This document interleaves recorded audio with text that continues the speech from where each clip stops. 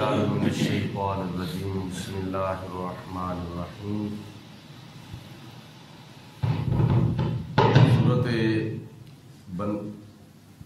ماٸدہ کی آیت نمبر 12 ہے۔ اللہ تعالیٰ نے ارشاد فرمایا وَلَقَدْ أَخَذَ اللَّهُ مِيثَاقَ بَنِي إِسْرَائِيلَ، اور بے شک اللہ تعالیٰ نے وعدہ لیا تھا قوم بنی اسرائیل سے، اور اس کے بعد وَبَعَثْنَا مِنْهُمْ، موسیٰ علیہ السلام کو جب اللہ تعالیٰ نے قوم بنی اسرائیل کو ساتھ لے کر مصر سے ہجرت کرنے کا حکم دیا تو راستے میں دریائے نیل آ گیا۔ موسیٰ علیہ السلام اور قوم بنی اسرائیل پار چلے گئے، فرعون کو اور فرعونیوں کو خدا نے غرق کر دیا۔ اب خدا تعالیٰ نے جناب موسیٰ علیہ السلام سے وعدہ فرمایا تھا کہ میں تمہیں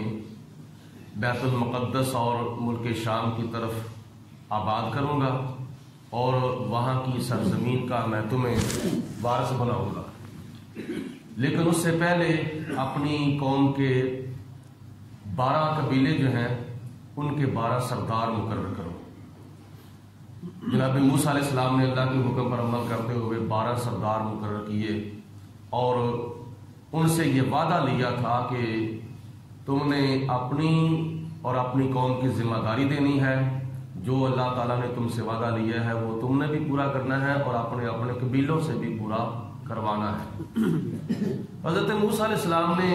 ان 12 سرداروں کو بھیجا بیت المقدس کی طرف، اور بیت المقدس کے اندر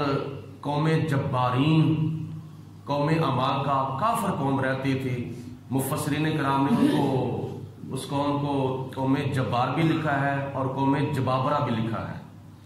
بڑی سخت قوم تھی، عظیم الجثہ قوم تھی، یعنی بڑے بڑے ان کے بلند قد تھے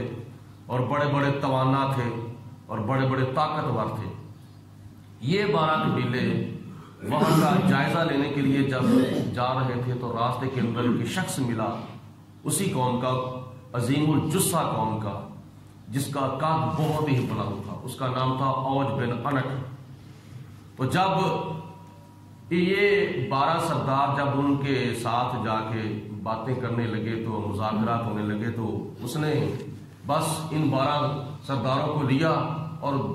کیا نام ہے دے زمین پر مارا، کیونکہ وہ بہت بڑا شخص تھا اور بڑا بلند قد تھا۔ تو پھر اس نے اپنی بیوی سے کہا کہ میں ان کو اپنے پاؤں کے تھلے ڈال کر کیا نام ہے کچل نہ دوں؟ تو بیوی نے کہا نہ، ان کو جانے دیں اور یہ اپنی قوم کو جا کے کیا نام ہے ہماری ہیبت اور ہماری طاقت کے بارے میں بتائیں گے کہ ادھر اگر تم نے آنا ہے تو سمجھ سوچ کے آنا، ہم بڑے طاقتور لوگ ہیں۔ واپس جب آئے تو ان 12 سرداروں نے آپس میں یہ مشورہ کیا کہ اگر جا کے ہم نے قوم کو بتا دیا تو وہ تو کیا نام ہے ہو جائے گی منتشر، وہ تو اس طرف آئے گی نہیں جہاد کی طرف، تو اگر موسیٰ علیہ السلام کو جا کے بتائیں گے تو پھر ممکن ہے کہ پھر کچھ اور بھی نتیجہ نکل سکتا ہے۔ تو انہوں نے آپس میں جب وعدہ کیا تو ان میں سے 2 جو تھے سردار، ایک کا نام یوشع بن نون تھا اور ایک کا نام کالب بن یوگنا تھا۔ یہ دونوں شخص جو تھے وہ اپنے وعدے کے اوپر برقرار رہے تھے، پکے رہے تھے۔ باقی 10 جو تھے وہ پھر گئے تھے کہ ہم نہ خود جنگ کریں گے، نہ ہی ہم اپنی قوم کو جا کے اس کے لیے آمادہ کریں گے، کیونکہ وہ تو بڑے لوگ عظیم الجثہ ہیں اور بڑے طاقتور ہیں، بڑے توانا ہیں، اور وہ تو کیا نام ہے منٹوں سیکنڈوں کے انہوں نے ان میں سے ایک شخص نے ہمیں 12 کو اٹھا کر زمین کے اوپر دے مارا ہے، تو پھر ہمارا کیا حال ہوگا جب ہم ان کے ساتھ جا کے ہم ٹکر لیں گے۔ لیکن ان کو یہ نہیں پتا تھا خدا تعالیٰ نے آگے فرمایا کیا ہے۔ اللہ کی ذات بابرکات نے جو فرمایا تھا وہ ان کی فتح اور کامیابی کا سبب بننا تھا۔ واپس جب آئے تو 10 سرداروں نے اپنی قوم کو جا کے غلط فہمیاں ڈالا تھا، تو پھر جناب موسیٰ علیہ السلام نے ان کو جہاد کے لیے تیار کیا۔ اب ان میں سے جو 10 تھے نا، انہوں نے قوم کو آ کے جو غلط فہمیاں ڈالی تھیں وہ قوم غلط فہمیوں کا شکار ہو گئی۔ تو اس کی وضاحت اللہ تبارک و تعالیٰ نے آگے آیت نمبر 21، 22 اور 23 کے اندر فرمائی ہے۔ یہاں پہ خدا تعالیٰ ارشاد فرماتا ہے کہ وَبَعَثْنَا مِنْهُمُ اثْنَيْ عَشَرَ نَقِيبًا، ہم نے ان 12 قبیلوں کے 12 سردار مقرر کر دیے، اور پھر ان کو خدا تعالیٰ نے فرمایا کہ اب جہاد کے لیے تیار ہو جاؤ۔ جب جہاد کے لیے چلے تو ساتھ خدا تعالیٰ نے خوشخبری بھی دے دی تھی، ان کی حوصلہ افزائی بھی فرمائی تھی کہ وقال اللہ انی معکم، تم نے گھبرانا نہیں، میں تمہارے ساتھ ہوں۔ اللہ تعالیٰ نے فرمایا کہ تم جا کے ان کافروں کے ساتھ جہاد کرو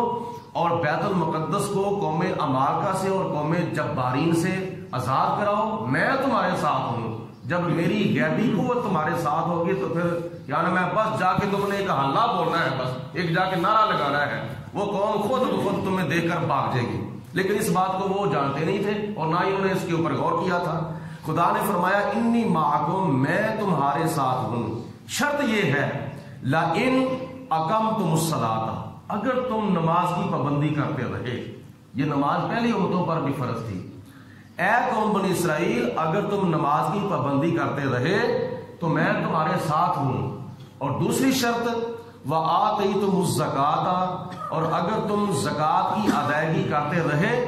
اپنے مال کی زکوٰۃ ادا کرتے رہے تو پھر بھی میں تمہارے ساتھ ہوں۔ اور تیسری شرط وآمنتم برسلی، اور میرے رسولوں پر اگر تم ایمان لاتے رہے تو میں تمہارے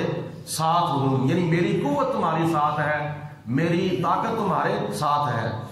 اور چوتھے نمبر پر فرمایا وَعَزَّرْتُمُوهُمْ، اور میرے رسولوں کی تم تعظیم کے ساتھ اور ادب کے ساتھ مدد کرتے رہے تو پھر بھی میں تمہارے ساتھ ہوں، یعنی میری قوت تمہارے ساتھ ہے۔ پانچویں نمبر پر فرمایا وَأَقْرَضْتُمُ اللَّهَ قَرْضًا حَسَنًا، اور اگر تم اللہ تعالیٰ کو قرض حسنہ دیتے رہے، یعنی اللہ کے جو غریب بندے ہیں، حقدار بندے ہیں، ان کی تم امداد کرتے رہے تو پھر بھی خدا نے فرمایا کہ میں تمہارے ساتھ ہوں۔ اور پھر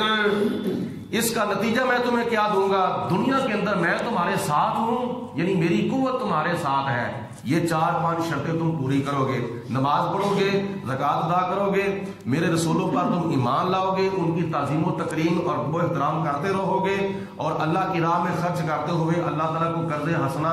دیتے رہو گے، تو خدا نے فرمایا دنیا کے اندر میری طاقت جو ہے وہ جہاد کے وقت تمہارے شامل حال رہے گی، اور آخرت میں لَأُكَفِّرَنَّ عَنْكُمْ سَيِّئَاتِكُمْ، آخرت کے اندر میں تمہارے سارے کے سارے گناہ بھی مٹا دوں گا، تمہاری خطائیں بھی معاف کر دوں گا، اور دوسرا انعام آخرت میں تمہیں یہ دوں گا کہ وَلَا أُدْخِلَنَّكُمْ جَنَّاتٍ، میں تمہیں ان جنتوں کے اندر داخل کروں گا، بخشش کرنے کے بعد، گناہ مٹانے کے بعد ان جنتوں کے اندر تمہیں میں داخل کروں گا، تجری من تحتھا الانہار، جن جنتوں کے نیچے، جن باغوں کے نیچے دریا بہ رہے ہیں، مختلف مشروبات کی نہریں چل رہی ہیں۔ آگے خدا نے ان کو متنبہ کیا فمن کفر بعد ذلک منکم، تم میں سے جو کوئی اس عہد و پیمان کے بعد پھر جائے گا، یعنی کفر کرے گا، وعدہ خلافی کرے گا، فقط ضل سواء السبیل، تو سمجھ لینا وہ سیدھے راستے پر نہیں ہوگا بلکہ وہ راہ راست سے بھٹک جائے گا، بہک جائے گا، پھسل جائے گا، گمراہ ہو جائے گا۔